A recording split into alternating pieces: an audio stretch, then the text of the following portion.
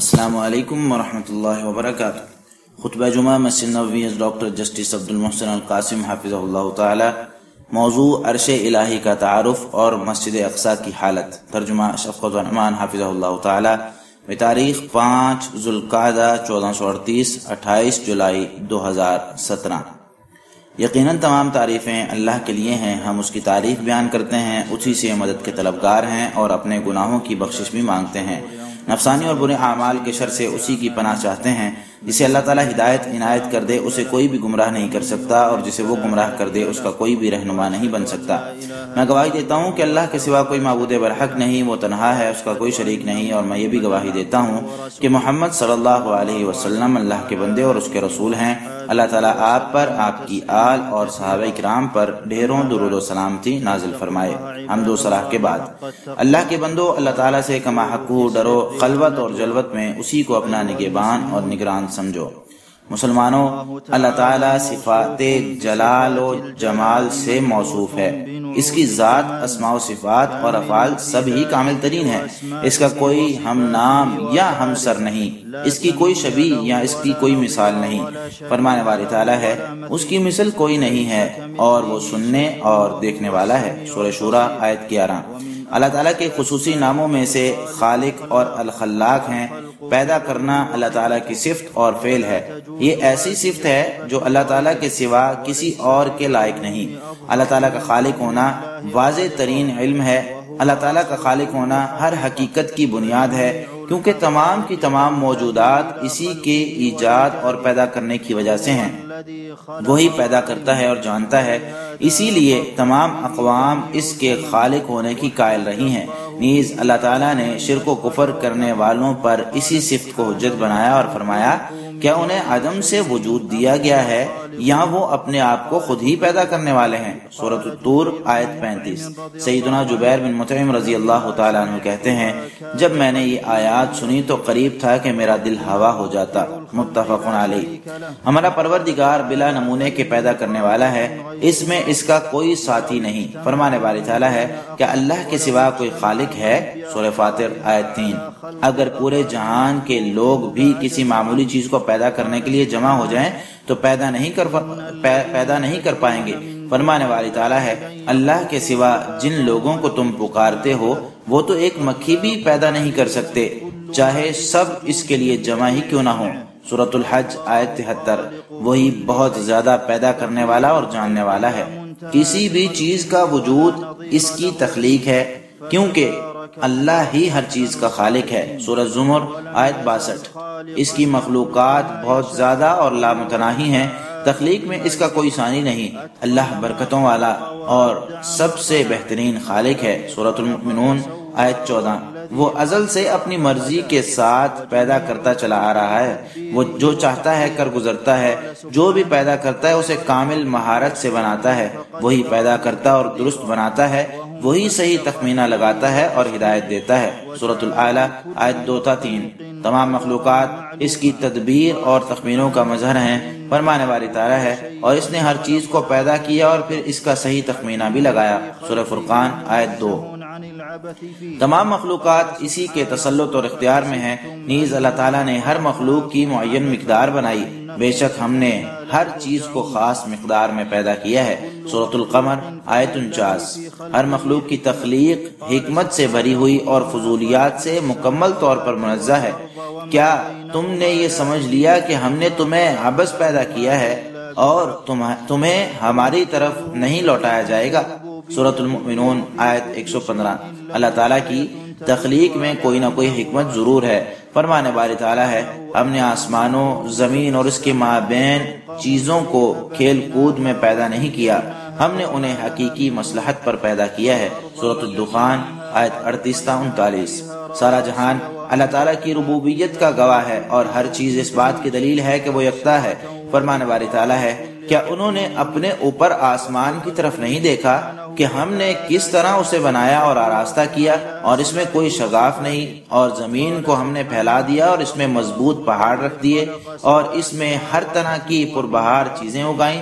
یہ ہر رجوع کرنے والے بندے کے لیے بصیرت اور سبق ہے۔ سورہ قاف آیت 6 تا 8۔ اللہ تعالیٰ کی مخلوقات میں بھی اسماء و صفات کی بہت سی دلیلیں ہیں، جیسے کہ فرمان باری تعالیٰ ہے، اللہ وہ ہے جس نے 7 آسمانوں اور انہی کی مثل زمین کو بھی پیدا کیا، اس کا حکم ان کے درمیان اترتا ہے تاکہ تم جان لو کہ اللہ تعالیٰ ہر چیز پر قادر ہے اور اللہ تعالیٰ نے ہر چیز کو علم سے گھیر رکھا ہے۔ سورۃ الطلاق آیت 12۔ تمام مخلوقات اجتماعی اور انفرادی ہر اعتبار سے اللہ کے حقیقی معبود ہونے کی دلیلیں ہیں، اس سے اللہ تعالیٰ اپنی وحدانیت بھی ثابت فرماتا ہے۔ ارشاد باری تعالیٰ ہے، لوگو تم اپنے پروردگار کی عبادت کرو جس نے تمہیں اور تم سے پہلے لوگوں کو پیدا کیا تاکہ تم متقی بن جاؤ۔ سورۃ البقرہ آیت 21۔ تمام مخلوقات کی تخلیق کا مقصد یہ ہے کہ اللہ تعالیٰ کے ساتھ والہانہ تعلق رکھیں اور اسی کی بندگی کریں، اور میں نے جنوں اور انسانوں کو صرف اپنی عبادت کے لیے ہی پیدا کیا۔ سورۃ الذاریات آیت 56۔ اللہ کو چھوڑ کر کسی بھی چیز کی پرستش کی جائے تو یہ باطل ہے، کیونکہ وہ چیز کسی کو پیدا نہیں کر سکتی۔ فرمانے والی تعالیٰ ہے، کیا وہ ایسوں کو شریک بناتے ہیں جو کچھ بھی پیدا نہیں کر سکتے، بلکہ وہ تو خود پیدا کیے گئے ہیں۔ سورۃ الاعراف آیت 191۔ مخلوقات کے بارے میں سوچ و بچار نصیحت اور عبرت کا باعث ہے، اس سے خالق کی تعظیم کے لیے رغبت پیدا ہوتی ہے اور یہ ایمان میں اضافے کا باعث بھی ہے۔ فرمان باری تعالیٰ ہے، آسمانوں اور زمین کی پیدائش میں اور رات اور دن کی باری آنے جانے میں اہل عقل کے لیے بہت سی نشانیاں ہیں، جو اٹھتے بیٹھتے اور لیٹتے ہر حال میں اللہ کو یاد کرتے اور آسمان و زمین کی تخلیق میں سوچ و بچار کرتے اور پکارتے ہیں، ہمارے پروردگار تو نے یہ سب کچھ بے مقصد پیدا نہیں کیا، تیری ذات اس سے پاک ہے، بس ہمیں دوزخ کے عذاب سے بچا لے۔ سورہ آل عمران آیت 190 تا 191۔ سب سے عظیم اور بڑی مخلوق رحمان کا عرش ہے۔ اللہ تعالیٰ نے عظمت کو عرش کی صفت قرار دیا اور عرش کی لمبائی چوڑائی اس کو بنانے والا ہی جانتا ہے۔ عرش اللہ تعالیٰ کی مخلوق ہے، یہ ہے اللہ تمہارا پروردگار جس کے سوا کوئی معبود برحق نہیں، وہی ہر چیز کا خالق ہے۔ سورۃ الانعام آیت 102۔ اللہ تعالیٰ نے اپنے آپ کو عرش کا پروردگار بیان کر کے اپنی تعریف بھی فرمائی، اللہ عرش عظیم کا پروردگار ہے۔ سورۃ التوبہ آیت 129۔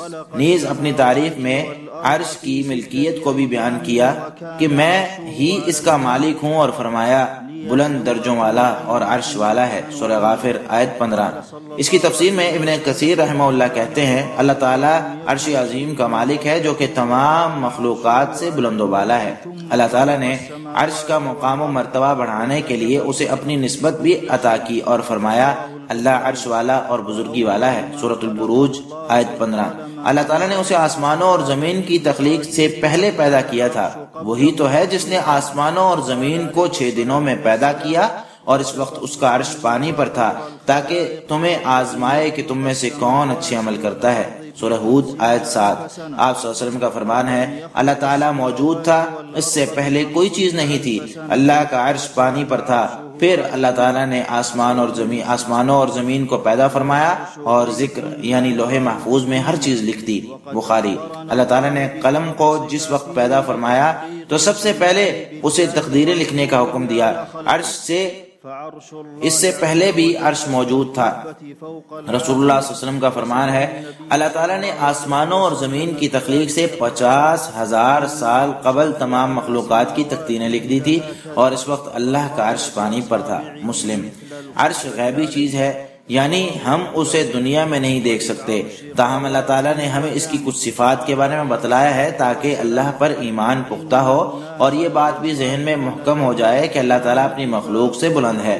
چنانچہ عرش الہی پورے جہاں پر قبے کی طرح ہے۔ نبی صلی اللہ علیہ وسلم نے عرش کو ایسے ہی بیان فرمایا، بے شک اللہ کا عرش آسمانوں کے اوپر ایسے ہے۔ آپ صلی اللہ علیہ وسلم نے اپنی انگلیوں کے ساتھ قبے کی طرح اشارہ فرمایا۔ ابو داؤد۔ عرش کے پائے اور پہلو بھی ہیں۔ آپ صلی اللہ علیہ وسلم کا فرمان ہے، لوگ قیامت کے دن مدہوش ہوں گے اور سب سے پہلے مجھ سے زمین پھٹے گی، لیکن پھر بھی موسیٰ عرش کا ایک پایا تھامے ہوئے مجھ سے پہلے کھڑے ہوں گے۔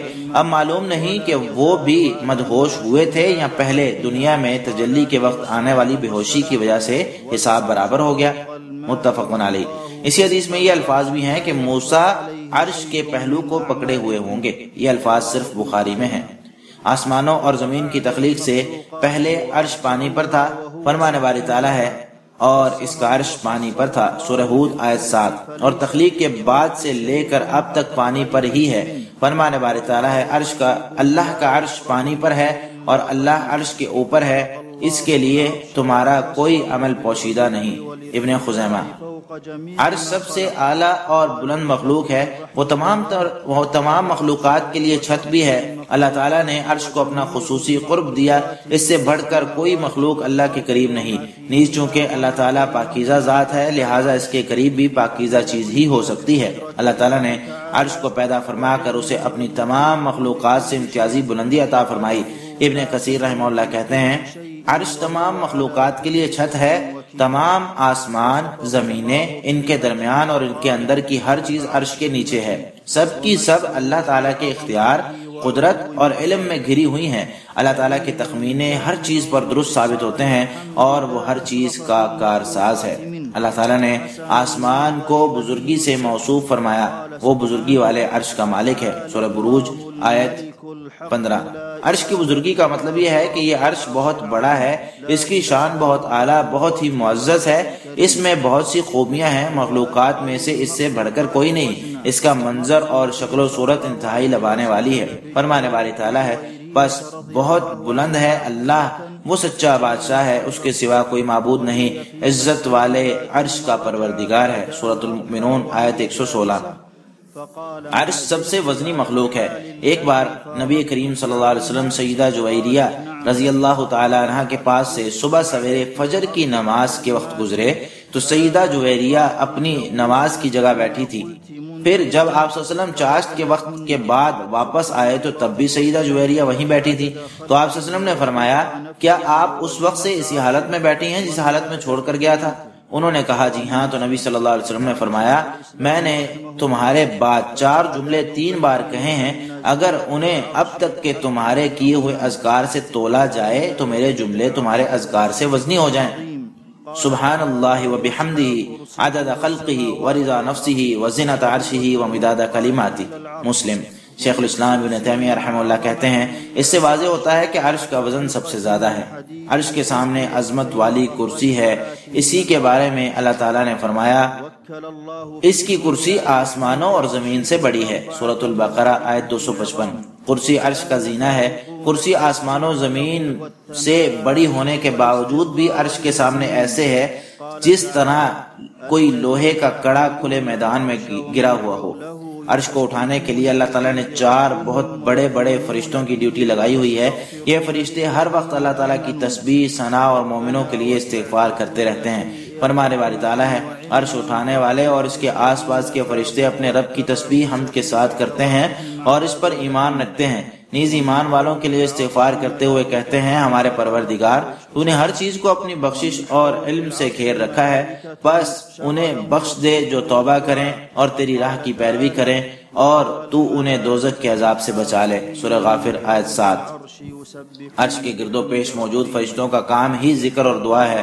فرمانے باری تعالیٰ ہے اور تو فرشتوں کو دیکھے گا عرش کے گرد گھیرا ڈالے ہوئے اپنے رب کی حمد کے ساتھ تسبیح کر رہے ہیں اور ان کے درمیان حق کے ساتھ فیصلہ کر دیا جائے گا اور کہا جائے گا سب تعریفیں اللہ کے لیے ہیں جو تمام جہانوں کا پروردگار ہے، سورہ زمر آیت 75۔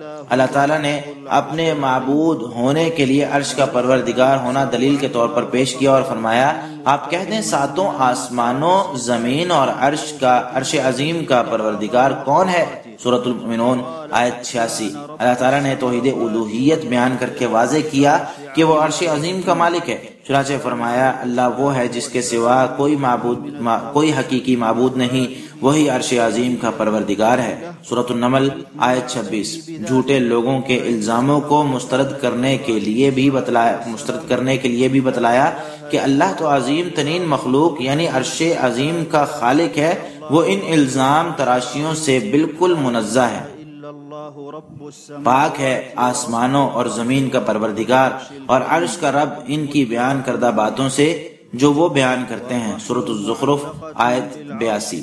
رسول اللہ صلی اللہ علیہ وسلم اپنی دعاؤں میں کثرت سے وسیلہ دیتے کہ اللہ تعالیٰ عرش کا پروردگار ہے، عرش کی تخلیق پر اللہ کی ثنا بیان کرتے اور مصیبت کے وقت اللہ تعالیٰ کی اس صفت کا واسطہ دیتے ہوئے فرمایا کرتے تھے لا الہ الا اللہ العظیم الحلیم، لا الہ الا اللہ رب العرش العظیم، لا الہ الا اللہ رب السماوات ورب الارض ورب العرش الکریم، متفق علیہ۔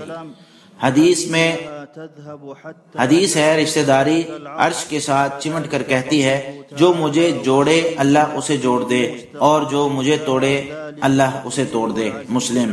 جس وقت اللہ تعالیٰ نے مخلوقات کو مکمل کر لیا تو اللہ تعالیٰ نے ایک نوشتہ تحریر فرمایا جو اللہ کے پاس عرش پر ہے کہ میری رحمت میرے غضب پر بھاری ہے، متفق علیہ۔ سورج روزانہ عرش کے نیچے سجدہ ریز ہوتا ہے۔ آپ صلی اللہ علیہ وسلم کا فرمان ہے سورج جا کر عرش کے نیچے سجدہ کرتا ہے اللہ تعالیٰ کے فرمان، اور سورج اپنے ٹھکانے کی جانب چلتا ہے اور یہ غالب اور علم رکھنے والے کے تخمینے کے مطابق ہوتا ہے۔ سورہ یاسین آیت 38 کا یہی مطلب ہے، متفق علیہ۔ ابو ذر رضی اللہ تعالیٰ عنہ کہتے ہیں کہ میں نے نبی صلی اللہ علیہ وسلم سے اللہ تعالیٰ کے فرمان اور سورج اپنے ٹھکانے کی جانب چلتا ہے کے بارے میں پوچھا تو آپ صلی اللہ علیہ وسلم نے فرمایا سورج کا ٹھکانہ عرش کے نیچے ہے، متفق علیہ۔ رحمان کا عرش ایک عظیم صحابی کی وفات پر لرز اٹھا تھا جن کو اسلام قبول کیے ہوئے ابھی صرف 6 سال ہی گزرے تھے، تاہم ان کی قوم کے تمام افراد ان کے ہاتھوں پر اسلام قبول کر چکے تھے۔ جس وقت وہ فوت ہوئے تو ان کی عمر صرف 37 برس تھی۔ آپ صلی اللہ علیہ وسلم کا فرمان ہے سعد بن معاذ کی موت پر رحمان کا عرش بھی کانپ اٹھا ہے۔ امام ذہبی رحمہ اللہ کہتے ہیں یہ حدیث متواتر ہے اور میں گواہی دیتا ہوں کہ یہ نبی صلی اللہ علیہ وسلم کا فرمان ہے۔ کل مخلوقات کے فنا ہو جانے پر اللہ تعالیٰ نے عرش کو خصوصیت بخشی کہ وہ باقی ہی رہے گا، چنانچہ عرش ان تمام مخلوقات میں شامل نہیں جنہیں قیامت کے دن مٹھی میں لیا جائے گا یا لپیٹ دیا جائے گا۔ نیز اہل سنت کا اتفاق ہے کہ عرش فنا نہیں ہوگا۔ شیخ الاسلام ابن تیمیہ رحمہ اللہ کہتے ہیں کہ عرش اللہ تعالیٰ کی ان تمام مخلوقات میں شامل نہیں جو 6 دن میں پیدا کی گئیں۔ اللہ تعالیٰ عرش کو شک نہیں فرمائے گا اور نہ ہی اسے ختم کرے گا، بلکہ مشہور احادیث بھی قرآن مجید کی طرح اس بات کو واضح کرتی ہیں کہ عرش باقی رہے گا۔ آخرت کے دن عرش کو 8 فرشتے اٹھائے ہوئے ہوں گے اور اللہ تعالیٰ مخلوقات کے مابین فیصلہ کے لیے آئے گا۔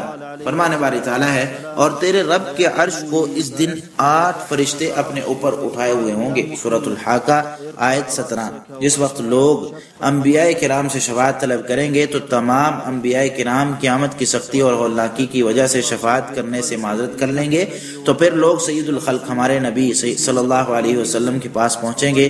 اس بارے میں نبی صلی اللہ علیہ وسلم کا فرمان ہے وہ میرے پاس آئیں گے، پھر میں عرش کے نیچے سجدہ ریز ہو جاؤں گا، پھر کہا جائے گا محمد سر اٹھائیں، شفاعت کریں، آپ کی شفاعت قبول ہو جائے گی، مانگے آپ کو دیا جائے گا، متفق علیہ۔ جس وقت محشر میں لوگوں کی تکالیف بڑھ جائیں گی، سورج سر کے 1 میل کے قریب آ جائے گا تو اللہ تعالیٰ اپنے چنیدہ بندوں کو اپنے عرش کا سایہ نصیب فرمائے گا۔ آپ صلی اللہ علیہ وسلم کا فرمان ہے 7 قسم کے افراد کو اللہ تعالیٰ عرش کا سایہ نصیب فرمائے گا جس دن اس کے سائے کے علاوہ کوئی سایہ نہیں ہوگا۔ نمبر 1 عادل حکمران، نمبر 2 اپنے پروردگار کی عبادت میں پروان چڑھنے والا نوجوان، نمبر 3 ایسا آدمی جس کا دل مسجد سے جڑا ہوا ہو، نمبر 4 2 ایسے آدمی جو اللہ تعالیٰ کے لیے آپس میں محبت کرتے ہوں، اسی پر ملتے اور جدا ہوتے ہوں، نمبر 5 ایسا آدمی جس سے جاہو جمال والی خاتون بدکاری کا مطالبہ کرے اور وہ کہہ دے کہ میں اللہ سے ڈرتا ہوں، نمبر 6 ایسا شخص جو صدقہ کرتے ہوئے اتنا خفیہ انداز اپنائے کہ اپنے بائیں ہاتھ کو بھی علم نہ ہو کہ دائیں ہاتھ نے کیا خرچ کیا، نمبر 7 ایسا شخص جو تنہائی میں اللہ کو یاد کرے تو اس کی آنکھیں نم ہو جائیں، متفق علیہ۔ اور ایک اور حدیث میں ہے کہ اللہ تعالیٰ محبت کرنے والے اللہ کے عرش کے سائے تلے ہوں گے، اللہ کے لیے محبت کرنے والے اللہ کے عرش کے سائے تلے ہوں گے، مسند احمد۔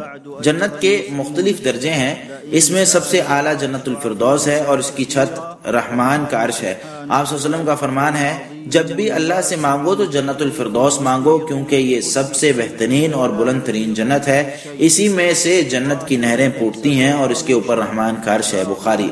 ان تمام تر تفصیلات کے بعد مسلمانوں، اگر اللہ کا عرش اتنا عظیم اور بڑا ہے تو پھر اللہ تعالیٰ کی ذات اس سے بھی بڑی اور عظیم ہے۔ وہ ہر چیز کو اپنے گھیرے میں لیے ہوئے ہے، اسے کوئی چیز اپنے گھیرے میں نہیں لے سکتی اور ہر چیز پر غالب ہے۔ اس پر کوئی چیز غالب نہیں، وہ اتنا خفیہ ہے کہ مخلوق تک رسائی سے اسے کوئی نہیں روک سکتا۔ مخلوق کی شان اصل میں اللہ تعالیٰ کی عظمت اور کبریائی کی دلیل ہے۔ مخلوق کی عظمت اللہ تعالیٰ کی شان و شوکت کی دلیل ہے۔ ایک مسلمان کے لیے ایمان بالغیب اور یقین شرف کی بات ہے، اسی پر ایمان کا دار و مدار ہے۔ اللہ تعالیٰ نے اپنے متقی بندوں کے اوصاف بیان کرتے ہوئے فرمایا، وہ غیب پر ایمان لاتے اور نماز قائم کرتے ہیں، اور جو کچھ ہم نے انہیں دیا ہے اس میں سے خرچ کرتے ہیں۔ سورۃ البقرہ آیت 3۔ پھر غیب پر ایمان لانے والوں کی تعریف ان الفاظ میں فرمائی، یہی لوگ اپنے پروردگار کی طرف سے ہدایت پر ہیں اور یہی لوگ فلاح پانے والے ہیں۔ سورۃ البقرہ آیت 5۔ ایمان بالغیب، خشیت، عظمت الہی کے اقرار اور اطاعت کی وجہ سے انسان کا دل مطمئن رہتا ہے، انسان کی شرح صدر ہوتی ہے اور دنیاوی اور اخروی سعادت حاصل ہوتی ہے۔ یہ اللہ تعالیٰ کی تخلیق ہے، مجھے دکھاؤ کہ اللہ کے علاوہ دوسروں نے کیا پیدا کیا، بلکہ ظالم تو واضح گمراہ ہی ہیں۔ سورہ لقمان آیت 11۔ اللہ تعالیٰ میرے اور آپ سب کے لیے قرآن مجید کو خیر و برکت والا بنائے، مجھے اور آپ سب کو ذکر حکیم کی آیات سے مستفید ہونے کی توفیق دے۔ میں اپنی بات کو اسی پر ختم کرتے ہوئے اللہ تعالیٰ سے اپنے اور تمام مسلمانوں کے گناہوں کی بخشش چاہتا ہوں۔ تم بھی اسی سے بخشش مانگو، بے شک وہی بخشنے والا نہایت رحم کرنے والا ہے۔ دوسرا خطبہ۔ تمام تعریفیں اللہ تعالیٰ کے لیے ہیں کہ اس نے ہم پر احسان کیا، اسی کے شکر گزار بھی ہیں کہ اس نے ہمیں نیکی کی توفیق دی۔ میں اس کی عظمت اور شان کا اقرار کرتے ہوئے گواہی دیتا ہوں کہ اللہ کے علاوہ کوئی معبود برحق نہیں، وہ یکتا اور اکیلا ہے، اور میں یہ بھی گواہی دیتا ہوں کہ محمد صلی اللہ علیہ وسلم اللہ کے بندے اور اس کے رسول ہیں۔ اللہ تعالیٰ ان پر، ان کی آل اور صحابہ کرام پر ڈھیروں رحمتیں، سلامتی اور برکتیں نازل فرمائے۔ مسلمانوں، ذات باری تعالیٰ کا اپنی مخلوق سے بلند ہونا فطرتی طور پر مسلمہ امر ہے۔ عقل سلیم بھی اسی کو تسلیم کرتی ہے، کتاب و سنت کے صریح دلائل بھی یہی کہتے ہیں، نیز یہ کمال مطلق کا تقاضا بھی ہے۔ ابن قیم رحمہ اللہ کہتے ہیں، اللہ تعالیٰ کے مخلوق سے بلند ہونے کے متعلق 1000 سے زائد دلائل ہے۔ اللہ تعالیٰ اپنی شایان شان کیفیت کے ساتھ عرش پر مستوی ہے، اور یہ عظیم ترین مخلوق ہے، یعنی عرش پر خاص علو ہے۔ الرحمن علی العرش استوى، رحمان عرش پر مستوی ہے۔ سورۃ طٰہٰ آیت 5۔ امام اوزاعی رحمہ اللہ کہتے ہیں، ہم اور تابعین تواتر کے ساتھ کہتے ہیں کہ اللہ تعالیٰ نے اپنے عرش پر ہوتے ہوئے یہ فرمایا، اور احادیث میں ذکر ہونے والی جلیل القدر صفات پر بھی ہم ایمان رکھتے ہیں۔ نبی صلی اللہ علیہ وسلم کی شان اور آپ کے عظیم پیغام کی وجہ سے آپ کو مکہ سے مسجد اقصیٰ لے کر جایا گیا، پھر وہاں سے انہیں 7ویں آسمان تک کے اوپر لے کر جایا گیا۔ آپ نے محرر فرشتوں کی کلموں کے چلنے کی آواز بھی سنی۔ اللہ تعالیٰ نے مسجد اقصیٰ کا مقام و مرتبہ واضح کرنے کی غرض سے نبی صلی اللہ علیہ وسلم کے اسراء کے لیے اسے منتخب فرمایا، وہیں سے آپ کا سفر معراج شروع ہوا۔ مسجد اقصیٰ کو انبیاء کرام نے بنایا، یہ قبلہ اول اور مسجد الحرام کے بعد بنائی جانے والی دنیا کی دوسری مسجد ہے۔ نیز مسجد اقصیٰ ان 3 مساجد میں سے ہے جن کی جانب ثواب کی نیت سے رخت سفر باندھ سکتے ہیں۔ یہیں پر نبی صلی اللہ علیہ وسلم نے انبیاء کرام اور رسولوں کی امامت کرواتے ہوئے نماز پڑھائی۔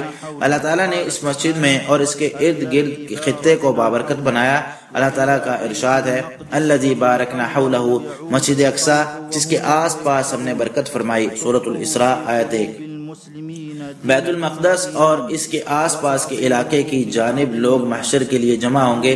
مسجد اقصیٰ سے محبت دین اور ایمان کا حصہ ہے۔ نیز مسجد اقصیٰ کی تعظیم اللہ تعالیٰ کی تعظیم میں بھی شامل ہے۔